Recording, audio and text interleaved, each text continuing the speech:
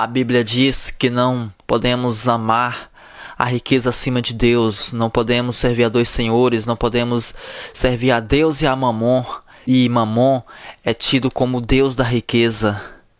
A Bíblia, em outra parte, diz que é mais fácil um camelo passar pelo fundo de uma agulha do que um rico entrar no reino do céu.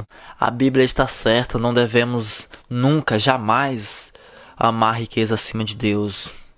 Mas não devemos também nem amar o nosso pai, a nossa mãe, nosso filho, nossa filha, nossa esposa, esposo, irmão, seja quem for acima de Deus. Não podemos, não devemos amar nada nem ninguém acima de Deus.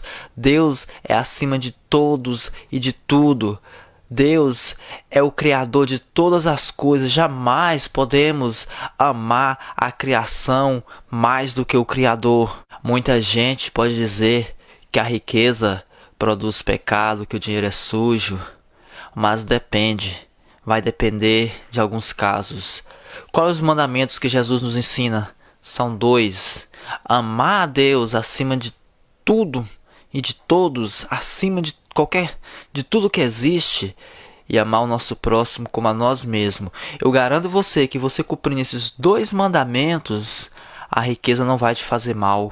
A riqueza vai fazer bem para aqueles que você ama. Porque quando você possui bens, dinheiro, muitas coisas, você jamais vai ver o seu próximo passando necessidade e você não poder ajudar. Porque você ama ele como se amasse a si mesmo. Entendam isso. Primeiro temos, quando Jesus diz, por que andais inquietos, homens de pouca fé? Ele está nos dizendo para nós não ficar preocupando com as coisas do dia a dia, porque ele afirma que dessas coisas as pessoas precisam. Mas buscai primeiro o reino de Deus. Por que buscar primeiro o reino de Deus? Porque quando você buscar o reino de Deus, você vai entender. Você vai entender que só há 2 mandamentos: amar a Deus acima de tudo e o seu próximo como a ti mesmo. Quando você ama a Deus acima de todos, de tudo, e o próximo como a ti mesmo, isso vai te produzir benefício. Porque você deixa de ser uma pessoa egoísta, você deixa de ser uma pessoa invejosa, cobiçosa do que não lhe pertence, e você passa a ser uma pessoa mais amorosa. Primeiro, você não vai reclamar de uma situação. Outra coisa é você acreditar no bem, acreditar nas coisas boas, mesmo você não vendo. Isso vai lhe trazer coisas boas. Tem um livro que fala o seguinte, que existe uma substância pensante que através da qual todas as coisas são feitas, e que um pensamento inserido nessa substância vai lhe trazer aquilo que foi imaginado. Agora imagina bem. A sua situação não está muito boa, você está sem dinheiro, você está devendo, a sua saúde não está muito boa, seu relacionamento familiar não está muito bom. Aí você começa a murmurar, começa a questionar Deus o porquê dessas coisas e começa a criar imagem negativa.